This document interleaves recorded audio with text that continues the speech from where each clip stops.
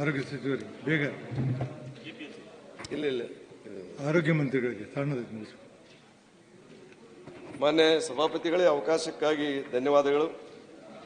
ಆಡಳಿತ ಪಕ್ಷದವರು 223ರ ಚುನಾವಣೆ ಪ್ರಣಾಳಿಕೆಯಲ್ಲಿ ಭರವಸೆ ನೀಡಿದಂತೆ ರಾಷ್ಟ್ರೀಯ ಆರೋಗ್ಯ ಅಭಿಯಾನ ಯೋಜನೆಯಡಿ ಕಳೆದ 19 ವರ್ಷಗಳಿಂದ ಗುತ್ತಿಗೆ ಆಧಾರದ ಮೇಲೆ ಸೇವೆ ಸಲ್ಲಿಸುತ್ತಿರುವ ಲ್ಯಾಬ್ ಟೆಕ್ನಿಷಿಯನ್, ಸ್ಟಾಫ್ ನರ್ಸ್ ಹಾಗೂ ಆಯುಷ್ ವೈದ್ಯರುಗಳನ್ನು ಕಾಯಂಗೊಳಿಸುವ ಬಗ್ಗೆ ಸಚಿವರು, ಆರೋಗ್ಯ ಸಚಿವರು ದಿಶಜ ಬಿಡಪ್ಪ, ಅಲ್ಲಿ ಉತ್ತರ ಹೇಳ್ಬೇಕು ಅವರು. ಸಂಕನೂರವ್ರು ಆಯ್ತಲ್ಲ, ಸಂಕನೂರವ್ರಿಗೆ ಹೇಳಿ. ಸಂಕನೂರವ್ರು ಕೇಳಿದಾರೆ ನೋಡಿ. ಇಲ್ಲ ಹೇಳಿ, ನೀವು ಕಾಲ್ ಮಾಡಿದ್ದಾರೆ. ಮಾನ್ಯ ಸಭಾಪತಿಗಳೇ, ಮಾನ್ಯ ಸಂಕನೂರವರು ಈ ಏನು ರಾಷ್ಟ್ರೀಯ ಅಭಿಯಾನ, ಆರೋಗ್ಯ ಅಭಿಯಾನ ಏನಿದೆ ಅದರ ಅಡಿಯಲ್ಲಿ ಏನು ಗುತ್ತಿಗೆ ನೌಕರರನ್ನ ನಾವು ತಗೊಳ್ತೀವಿ, ಅವರನ್ನು ಪರ್ಮನೆಂಟ್ ಮಾಡ್ತಕ್ಕಂಥದ್ದಕ್ಕೆ ನೀವು ಕ್ರಮ ತಗೊಳ್ಬೇಕು ಅಂತ ಅವ್ರು ಹೇಳಿದ್ದಾರೆ. ಆದರೆ ಇದು ನಾನು ಯಾಕಂದರೆ ಇದರಲ್ಲಿ ಎಂಪ್ಲಾಯೀಸು ಭಾಳ ಜನ ಇದ್ದಾರೆ ಮತ್ತು ಉತ್ತರ ಕೂಡ ಕೊಟ್ಟಿದ್ದೇನೆ. ಈ ಗುತ್ತಿಗೆದಾರರನ್ನು ಈ ಗುತ್ತಿಗೆ ನೌಕರರನ್ನು ಕಾಯಮಾತಿ ಮಾಡ್ತಕ್ಕಂಥದ್ದು ಅದು ಒಂದು ಸರ್ಕಾರ ತೀರ್ಮಾನ ಆಗಬೇಕಾಗ್ತದೆ. ಇದು ನಮ್ಮ ಇಲಾಖೆ ಮಾತ್ರ ಅಲ್ಲ, ಎಲ್ಲ ಇಲಾಖೆಗಳಲ್ಲೂ ಕೂಡ ಇದು ಒಂದು ಇಲಾಖೆಯಲ್ಲಿ ಮಾಡಿದ್ರೆ ಎಲ್ಲ ಇಲಾಖೆಯಲ್ಲೂ ಕೂಡ ಮಾಡುವ ಪರಿಸ್ಥಿತಿ ಬರ್ತದೆ. ಆದ್ದರಿಂದ ಇದನ್ನು ನಾನು ಪರಿಶೀಲನೆ ಇಟ್ಕೊಂಡಿದ್ದೀವಿ. ಇದು ಇನ್ನೊಂದು ಸಮಸ್ಯೆ ಏನಂತ ಹೇಳಿದ್ರೆ, ಇದು ರಾಷ್ಟ್ರೀಯ ಆರೋಗ್ಯ ಅಭಿಯಾನ ಅಡಿಯಲ್ಲಿ ಬರ್ತದೆ. ಅಂದರೆ ಈ ಮಿಷನ್ ಇರುವವರೆಗೂ, ಈ NHM ಸ್ಕೀಮ್ ಇರುವವರೆಗೂ ಇವರು ಎಲ್ಲ ಮುಂದುವರಿತಾರೆ. ಅವ್ರೇನಾದರೂ ಕೇಂದ್ರದಲ್ಲಿ ಯಾವುದೋ ಒಂದು ಕಾರಣಕ್ಕೆ NHM ಅನ್ನು ನಾವು ನಿಲ್ಲಿಸಬೇಕು ಅಂತ ಮಾಡಿದ್ರೆ ಈ ಸ್ಕೀಮ್ ಸ್ಟಾಪ್ ಆಗ್ಬಿಡ್ತದೆ. ಅದಕ್ಕೋಸ್ಕರ ನಾವು ಮುಂದೆ ಹೆಜ್ಜೆ ಏನು ಇಡಬೇಕು ಅಂತ ನಾವು ಈಗಲೇ ತೀರ್ಮಾನ ಮಾಡೋಕ್ಕಾಗಲ್ಲ. ಅದೇನೇ ಇದ್ದರೂ ಏನು ಮಾಡಬೇಕು ಮುಂದೆ ಅಂತ ಖಂಡಿತ ನಾನು ಪರಿಶೀಲನೆ ಮಾಡ್ತೀನಿ. ಮುಖ್ಯಮಂತ್ರಿ ಜೊತೆ ಕೂಡ ಚರ್ಚೆ ಮಾಡ್ತೀನಿ. ಸಭಾಪತಿಗಳೇ, ಈಗ ಸಚಿವರು ಉತ್ತರ ಕೊಟ್ಟರು. ಏನಪ್ಪ ಅಂತಂದ್ರೆ, ರಾಷ್ಟ್ರೀಯ ಆರೋಗ್ಯ ಅಭಿಯಾನದ ಕೇಂದ್ರ ಸರ್ಕಾರದ ಯೋಜನೆ ಆಗಿದ್ದು, ಕೇಂದ್ರ ಸರ್ಕಾರದ ಮಾರ್ಗಸೂಚಿಯಂತೆ ಈ ಯೋಜನೆಯಡಿ ಗುತ್ತಿಗೆ ಆಧಾರದ ಕರ್ತವ್ಯ ನಿರ್ವಹಿಸುತ್ತಿರುವ ಸಿಬ್ಬಂದಿಗಳನ್ನು ಅಭಿಯಾನದ ಅನುಷ್ಠಾನಕ್ಕೆ ಮಾಡಿದ್ದು. ಅಭಿಯಾನ ಮುಕ್ತಾಯವಾದರೆ ಇದರ ನೇಮಕಾತಿಯು ಮುಕ್ತಾಯಗೊಳ್ಳುವ ಹಿನ್ನೆಲೆಯಲ್ಲಿ ಇವರುಗಳನ್ನು ರಾಜ್ಯ ಸರ್ಕಾರದಲ್ಲಿ ಜಾರಿಯಲ್ಲಿರುವ ಸೇವಾ ನಿಯಮಗಳಂತೆ ಕಾಯಂಗೊಳಿಸಲು ಅವಕಾಶ ಇರುವುದಿಲ್ಲ. ಸೆಂಟ್ರಲ್ ಗೌರ್ಮೆಂಟ್ ಸ್ಕೀಮು, ಆ ಸ್ಕೀಮ್ ಮುಕ್ತಾಯ ಅಂತಂದ್ರೆ ಇಲ್ಲಿ ನಮ್ಮ ಸ್ಟೇಟ್ ಗೌರ್ಮೆಂಟ್ ಒಳಗೆ ಇವ್ರು ಪರ್ಮನೆಂಟ್ ಮಾಡೋಕೆ ಅವಕಾಶ ಇಲ್ಲ ಅಂತ ಇವ್ರು ಹೇಳ್ತಾರೆ, ಒಪ್ಕೊಂತೀನಿ. ಆದ್ರೆ ಇದು ನಿಮ್ಗೆ ಗೊತ್ತಿದ್ದಾಗಿಯೂ ಕೂಡ, ಸರ್ ದಯವಿಟ್ಟು ಕೇಳಿ, ಇದು ನಿಮಗೆ ಗೊತ್ತಿದ್ದಾಗಿಯೂ ಕೂಡ ಅವರು ದೊಡ್ಡ ಸ್ಟ್ರೈಕ್ ಮಾಡಿದರು. ಸರ್, ಸ್ಟ್ರೈಕ್ ಮಾಡಿದಂಥ ಸಂದರ್ಭದೊಳಗೆ ತಾವು ಮತ್ತು ಉಪಮುಖ್ಯಮಂತ್ರಿಗಳು ನೀವು ಇರುವರು ಹೋಗಿ ನಿಮ್ಮನ್ನು ಕಾಯಂ ಮಾಡೋದು ನಮ್ಮ ಜವಾಬ್ದಾರಿ, ನಮ್ಮ ಸರ್ಕಾರ ಬಂದರೆ ನಾವು ಮಾಡ್ತೀವಿ ಅಂತ ತಿಳ್ಕೊಂಡು, ಸರ್ ನೀವು ಮಾತಾಡಿ ಸರ್, ನಮ್ಮ ಕಡೆ ವಿಡಿಯೋ ಅದ, ಇಬ್ಬರು ಮಾತಾಡಿದ್ದು, ಇದನ್ನೆಲ್ಲ ವಿಡಿಯೋವನ್ನ ಅವರೆಲ್ಲ ಇಟ್ಕೊಂಡಿದ್ದಾರೆ ಸರ್. ನೀವು ಕಾಯಂ ಮಾಡ್ತೀರ ಅಂತ ಕೂಡ ಅವ್ರ ವಿಶ್ವಾಸ ಅದ, ನಿಮ್ಮ ಫೋಟೋ ಹಾಕಿ ಪೂಜೆ ಮಾಡ್ತಾರೆ ಅವರು. ನೀವು ಅವಾಗೊಂದು ಹೇಳೋದು ಈಗೊಂದು ಹೇಳೋದು, ಈ ರೀತಿ ದ್ವಂದ್ವ ನೀತಿ ಯಾಕೆ ಸರ್? ಅವ್ರಿಗೆ ಮೋಸ ಮಾಡಿದಂಗೆ ಆಗುದಿಲ್ವಾ? ಅಲ್ಲಿ ಹೋಗಿ ಏನು ಮಾತಾಡ್ರಿ ಸರ್? ನೀವು ಪ್ರಣಾಳಿಕೆ ಒಳಗೆ ಹಾಕ್ತೀವಿ, ನಮ್ಮ ಸರ್ಕಾರ ಬಂದ್ರೆ ನಾವು ಖಂಡಿತವಾಗಿ ನಾವು ಮಾಡ್ತೀವಿ ಅಂತ ಕೂಡ ಭರವಸೆ ಕೊಟ್ಕೊಂಡಿರಿ. ಮತ್ತೆ ನೀವು ಮಾತಂಗೆ ನಡ್ಕೊಳ್ಳಿಲ್ಲಪ್ಪ ಅಂದ್ರೆ ವಚನ ಭ್ರಷ್ಟರಾಗ್ತೀರಿ. ಗೊತ್ತಿದ್ದು ಯಾಕೆ ನೀವು ಪ್ರಾಮಿಸ್ ಮಾಡಿದಿರಿ ಸರ್? ಪ್ರಾಮಿಸ್ ಕೊಟ್ಟು ಸರ್, ನಿಮ್ಮ ಬಗ್ಗೆ ಅವರು ಹೋದ, ದಯವಿಟ್ಟು ನಿಮ್ಮ ಬಗ್ಗೆ ಅವ್ರು ವಿಶ್ವಾಸ ಇಟ್ಕೊಂಡು ನಿಮಗೆ ಓಟ್ ಹಾಕ್ಯಾರ, ನೀವು ಅಧಿಕಾರಕ್ಕೆ ಬಂದಿರಿ. ಅಧಿಕಾರಕ್ಕೆ ಬಂದು ಕುಂತ ಮಾಡಕ್ಕಾಗುದಿಲ್ಲ ಅಂದ್ರೆ ಹಂಗೆ. ಮಾನ್ಯ ಸಭಾಪತಿಗಳೇ, ಈಗ ಈ ತರದ ಮಾನ್ಯ ಸಭಾಪತಿಗಳೇ, ಇತ್ತೀಚೆಗೆ ಈ ರೀತಿ ಯಾರೂ ಕೆಲಸಕ್ಕೆ ತೆಗೆದುಕೊಂಡಿದ್ದೀರೋ, ಕರ್ನಾಟಕ ರಾಜ್ಯಾದ್ಯಂತ ಸಾವಿರಗಟ್ಟಲೆ ಜನರು ಕಳೆದ ವಾರನೇ ಬಂದು ಫ್ರೀಡಂ ಪಾರ್ಕಲ್ಲಿ ಸ್ಟ್ರೈಕ್ ಮಾಡ್ತಿದ್ರು. ನಾವು ಹೋಗಿದ್ದಾಗ ಅವ್ರು ಹೇಳಿದ್ರು, ಸ್ಲೋಗನ್ ಹಾಕ್ತಿದ್ರು ಅವರು. ನಮಗೆ ಎಷ್ಟೊಂದು ಇದಾಗ್ತಿತ್ತು ಅಂದರೆ, ಮೇಲೆ ಬಿಳಿ ಬಟ್ಟೆ ಒಳಗೆ ಅರೆ ಹೊಟ್ಟೆ ಅಂತ. ಇದನ್ನು ಅರ್ಥ ಮಾಡ್ಕೊಳ್ಬೇಕು ನಾವು. ಯಾಕೆಂದರೆ ಅವರಿಂದ ನೀವು ಪರ್ಮನೆಂಟ್ ಎಂಪ್ಲಾಯಿಯಿಂದ ಏನೆಲ್ಲ ಕೆಲಸ ಮಾಡಿಸ್ಕೊಳ್ತಿರೋ ಅಷ್ಟೇ ಕೆಲಸ ಅವರು ಮಾಡ್ತಾರೆ. ಆದರೆ ಅಷ್ಟು ಸಂಬಳ ಅವ್ರಿಗೆ ಸಿಗೋದಿಲ್ಲ.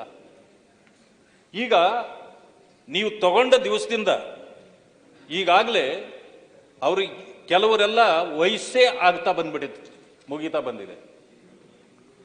ಯಾವಾಗ ಭಾರತೀಯ ಜನತಾ ಪಕ್ಷದ ಸರ್ಕಾರ ಇತ್ತೋ ಇಲ್ಲಿ, ಆ ಸಂದರ್ಭದಲ್ಲಿ ಅದೇ ರೀತಿಯಲ್ಲಿ ಅವರು ಸ್ಟ್ರೈಕ್ ಮಾಡಿದ್ರು ಕುಳಿತು. ಆಗ ತಾವೆಲ್ಲರೂ ಹೋಗಿ ಆಶ್ವಾಸನೆ ಕೊಟ್ಟಿದ್ದೀರಿ, ಇನ್ನೇನು ನಮ್ಮ ಸರ್ಕಾರ ಬಂದೇ ಬಿಡ್ತದೆ, ಆವತ್ತು ನೀವೇನು ಚಿಂತೆ ಮಾಡಬೇಕಾಗಿಲ್ಲ, ನಾವು ಪರ್ಮನೆಂಟ್ ಮಾಡ್ತೇವೆ ಅಂತ ನೀವು ಆಶ್ವಾಸನೆ ಕೊಟ್ಟಿದ್ದೀರಿ. ಈಗಲೂ ಕೂಡ ಅದು ದಾಖಲೆ ಇದೆ, ಮತ್ತೆ ನೀವು ಮಾತಾಡಿರ್ತಕ್ಕಂಥ ಮಾತುಗಳ ವಿಡಿಯೋ ಇದೆ. ಈಗಿದ್ದಾಗಲೂ ಕೂಡ ಈಗ ಅವರು ಬಂದು ಕುಳಿತುಕೊಂಡಾಗ ನೀವು ಅವರನ್ನು ಕೇರೆ ಮಾಡೋದಿಲ್ಲ, ಅವರು ನೋಡೋದಿಲ್ಲ. ಹೆಚ್ಚು ಅದರಲ್ಲಿ ಇರ್ತಕ್ಕಂಥವ್ರು ಹೆಣ್ಮಕ್ಳು ಸಣ್ಣ ಸಣ್ಣ ಪುಟ್ಟ ಕಂದಗಳನ್ನು ತೆಗೆದುಕೊಂಡು ಬಂದು ವಾರಗಟ್ಟಲೆ ಇಲ್ಲಿ ಬೀದಿಯಲ್ಲಿ ಕುಳಿತಿದ್ರು. ನಾವು ಹೋಗಿ ಕೂಡ ಮಾತಾಡಿ ಬಂದಿದ್ದೀವಿ. ನಾವು ಹೋಗಿದ್ವಿ, ತಾವು ಹೋದ ಹಾಗೆ ನಾವು ಹೋಗಿದ್ವಿ. ಹೋಗಿ ನಾವೇನು ಹೇಳಿದ್ವಿ, ಸರ್ಕಾರದ ಗಮನಕ್ಕೆ ತರ್ತೇವೆ, ಏನು ಪರಿಹಾರ ಕೊಡಿಸ್ಲಿಕ್ಕಾಗುತ್ತೋ ಅದನ್ನು ಮಾಡ್ತೀವಿ ಅಂತ ಹೇಳಿ ಬಂದಿದ್ದೀವಿ. ನಾವು ಸಮಯ ಗೆಲ್ಲುವ ಕೆಲಸ ಅಥವಾ ನಾವು ಮಾಡೇ ಮಾಡ್ತೇವೆ ಅಂತಕ್ಕಂಥ ಆಶ್ವಾಸನೆ ಕೊಡಕ್ ಬರಲ್ಲ. ಯಾಕಂದ್ರೆ ತಾವೇ ಹೇಳಿದ್ರಿ, ಇಟ್ ಇಸ್ ಎ ಸ್ಕೀಮ್. ಆ ಸ್ಕೀಮ್ ಏನಾದರೂ ಹೊರಟೋದ್ಮೇಲೆ ಅವರನ್ನು ನಾವು ಸಹಜವಾಗಿ ತೆಗಿಬೇಕಾಗತ್ತೆ. ಆದ್ರಿಂದ ಆಶ್ವಾಸನೆ ಕೊಡಕ್ಕಾಗೋದಿಲ್ಲ. ಈಗ ಹೇಳ್ತೀರಿ ಈ ಮಾತು, ಅವತ್ತ್ಯಾಕೆ ತಮಗೆ ಗಮನಕ್ಕೆ ಬರಲಿಲ್ಲ? ಆದ್ರಿಂದ ಈಗ ಯಾವ ಕಮಿಟೆಡ್, ಈಗೇನು ಉತ್ತರ ಕೊಡ್ಬೇಕು ಅವ್ರಿಗೆ. ಒಂದು ಸಮಯ ಆಗ್ಲಿಲ್ಲ ಅಂತಂದ್ರೆ ಅವರ ಕೆಲಸಕ್ಕೆ ಸರಿಯಾದ ಸಂಬಳ ಕೊಡಿ. ನೀವು ಬೇರೆಯವ್ರಿಗೆ ಏನು ಕೊಡ್ತೀರೋ ಅದನ್ನು ಕೊಡಿ. ಪರ್ಮನೆಂಟ್ ಮಾಡೋದು ಮಾಡದೇ ಇರ್ತಕ್ಕಂಥದ್ದು ನಂತರ ತೀರ್ಮಾನ ಮಾಡಿ. ಯಾಕೆಂದ್ರೆ it is comes under the scheme. ನಿಮ್ಮಿಂದ ಆಗಲ್ಲ ಅಂತಂದ್ರೆ ಅದಕ್ಕಾದರೂ ಇರದ ಚಿಂತೆ ಇಲ್ಲ. ಅವರಿಗೆ ಹೆಚ್ಚಿನ ಸಂಬಳ ಆದ್ರೂ ಕೊಟ್ಟು ಅವರನ್ನು ಸಂತೈಸುವ ಕೆಲಸವನ್ನು ಸರ್ಕಾರ ಮಾಡಬೇಕು ಅಂತೇಳಿ ನಾನು ಸಚಿವರು ಮಾನ್ಯ ಸಭಾಪತಿಗಳೇ, ಇವಾಗ ವಿಷಯ ಪ್ರಸ್ತಾವ ಮಾಡಕ್ಕೆ ಅವಕಾಶ ಕೊಡಿ ಸರ್. ಸಚಿವರಲ್ಲೇನೆ ಕಳಕಳಿ ವಿನಂತಿ. ನೋಡಿ, ಇವನ್ನೆಲ್ಲ ರೆಕ್ರೂಟ್ಮೆಂಟ್ ಮಾಡ್ಬೇಕಾದ್ರೆ you have followed all the procedures. ಯಾವುದೇ ನೇಮಕಾತಿ ಮಾಡಬೇಕಾದ್ರೆ ನೋಟಿಫಿಕೇಶನ್ ಕೊಡಬೇಕು. ನೋಟಿಫಿಕೇಶನ್ ಕೊಟ್ಟಿರಿ, ಇಂಟರ್ವ್ಯೂ ಮಾಡಿದಿರಿ, ಮೆರಿಟ್ ಅಂಡ್ ರೋಸ್ಟರ್ ಪ್ರಕಾರ ನೇಮಕಾತಿ ಆಗ್ಯದ. ಹೀಗಾಗಿ ಲೀಗಲ್ ಕಾಂಪ್ಲಿಕೇಶನ್ಸ್ ಏನು ಬರಂಗಿಲ್ಲ.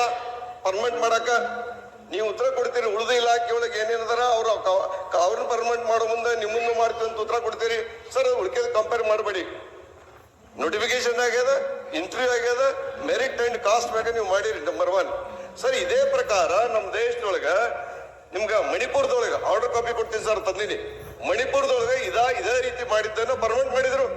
ಆಮೇಲೆ ರಾಜಸ್ಥಾನದೊಳಗ ಪರ್ಮನೆಂಟ್ ಮಾಡಿದ್ದಾರೆ. ಮಹಾರಾಷ್ಟ್ರದೊಳಗೆ ಮೊನ್ನೆ ಹೌಸ್ ನಡೆದಾಗ ನಾವು ಮಾಡ್ತೀವಿ ಅಂತ ತಗೊಂಡು ಡಿಕ್ಲೇರ್ ಮಾಡಿದ್ದಾರೆ ಸರ್. ಬೇರೆ ರಾಜ್ಯದೊಳಗೆ ಮಾಡಿರುವಾಗ ಅಷ್ಟು ಕಾಪಿ ಕೊಡ್ತೀನಿ ನಿಮಗೆ ಸರ್. ನಾನು ಅಷ್ಟು ಕಾಪೀಸ್ ತಂದೀನಿ. ಬೇರೆ ರಾಜ್ಯದೊಳಗೆ ಮಾಡಿದ್ದಾರೆ, ನೀವು ಪ್ರಾಮಿಸ್ ಮಾಡಿರಿ ಮತ್ತೆ ಪ್ರಣಾಳಿಕೆಗಳಿಗೆ ಇಷ್ಟೆಲ್ಲ ಹೊರಡಿಸಿರಿ.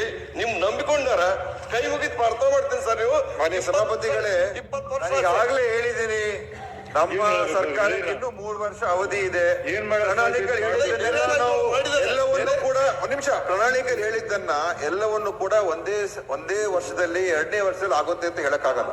ಸರ್ಕಾರ ತೀರ್ಮಾನಗಳು ತಗೊಂಡು ನೀವ್ ಹೇಳಿದ್ರಲ್ಲ, ರಾಜಸ್ಥಾನ, ಮಣಿಪುರ, ಈಗ ಮಹಾರಾಷ್ಟ್ರ ತಾವ್ ಹೇಳ್ತಾ ಇರೋದು ಮೊನ್ನೆ ಆಗಿರುವಂತದ್ದು. ಮಣಿಪುರ ಆಗ್ಯದ, ರಾಜಸ್ಥಾನ ಆಗ್ಯದ. ಎಷ್ಟು 30 ರಾಜ್ಯಗಳಿದೆ ನಮ್ಮ ದೇಶದಲ್ಲಿ. ನೀವು ತಗೊಂಡ್ರು ಉದಾಹರಣೆ 3. ನಾನು ಇಲ್ಲ ಅಂತಾನು ಹೇಳ್ತಾ ಇಲ್ಲ. ಸರ್ಕಾರಕ್ಕೆ ಎಲ್ಲ ನೋಡ್ಕೊಂಡು ತೀರ್ಮಾನ ತಗೊಳ್ತೀವಿ. ಆದ್ರೆ ನಮ್ ಸರ್ಕಾರ ಕಮಿಟ್ಮೆಂಟ್ ಇದೆ, ಇಲ್ಲ ಅಂತ ತಾವು ಹೇಳಕ್ ಹೋಗ್ಬೇಡಿ. ನೀವೆಲ್ಲ ಈಗಲೇ ಆಗ್ಬಿಡ್ಬೇಕು ಅಂತ ನೀವು ಹೇಳಿದ್ರೆ ಅದು ಸಾಧ್ಯ ಇಲ್ಲ. ಆದ್ರೆ ನಾನು ಅವ್ರ ಜೊತೆ ಮಾತುಕತೆಯಲ್ಲೂ ಇದ್ದೀನಿ, ಅವ್ರ ಜೊತೆ ಚರ್ಚೆನೂ ಮಾಡ್ತಾ ಇದೀವಿ. ಅವ್ರ ಸ್ಟ್ರೈಕು ವಿಡ್ರಾ ಮಾಡಿಸಿದೀವಿ. ನಿಮ್ ಕಾಲದಲ್ಲಿ 30-40 ದಿವಸ ಸ್ಟ್ರೈಕ್ ಕೂತಿದ್ರು ಸರ್. ಆ ಸರ್ಕಾರ ಈ ಸರ್ಕಾರ ಅದರಿಂದ ಬೇರೆ ಪ್ರಶ್ನೆ. ನಾವು ಅವ್ರ ಪರವಾಗಿ ಇದ್ದೇವೆ. ಏನೇನ್ ಸಾಧ್ಯ ಆಗುತ್ತೆ ಮನೆ ಮಾತಿ ಮಾಡೋ ಬಗ್ಗೆ ಖಂಡಿತ ನಾನು ಪರಿಶೀಲನೆ ಮಾಡಿ. ವಯೋಮಿತಿ ಮೀರ್ಲಿಕ್ಕೆ ಸರ್ಕಾರ ಕೆಲಸ ಮಾಡ್ಯಾರ. ಕೋವಿಡ್ ಅವಧಿ ಒಳಗೆ ಬಹಳ ಜೀವದ ನೀವೇ ಸರ್ಕಾರದಿಂದ ನಿಮ್ಗೆ ಕಮಿಟ್ಮೆಂಟ್ ಬರಲಿಲ್ಲ. ನೀವೇ ಸರ್ಕಾರ ಮಾಡಿರಲ್ಲ ಸರ್. ನೀವು ನಿಮ್ಮ ಸರ್ಕಾರ ಇದ್ದಾಗ ಇದೇ ಕಳ್ಕೊಂಡು ನೀವು ಯಾಕೆ ವ್ಯಕ್ತಪಡಿಸಿದ್ರೆ ನಿಮ್ ಸರ್ಕಾರ ಟೀಕಾ ಮಾಡಕ್ಕೆ ಜವಾಬ್ದಾರಿ ಇರುವಾಗ ಟೀಕಾ ಮಾಡಕತ್ತಿಲ್ಲ. ಜವಾಬ್ದಾರಿ ಇರ್ಲಿಲ್ಲ. ನೀವು ಹೇಳಕತ್ತೀರಿ. ನೀವು ನಾವು ಟೀಕಾ ಮಾಡಿಲ್ಲ ಸರ್. ಈಗ ಅವ್ರಿಗೆ ಟೀಕಾ ಮಾಡಿಲ್ಲ. ನಾನು ನೀವು ಅವ್ರ ಸರ್ಕಾರ ಇದ್ದಾಗ ತಿರುಗು ನೋಡ್ಲಿಲ್ಲ ಅವರು. ನೋಡಿ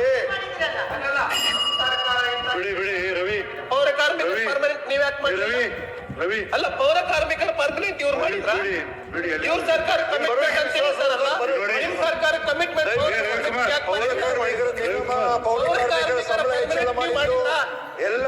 ಮಾಡಿದ್ದೆ ನಮ್ಮ ಸರ್ಕಾರ.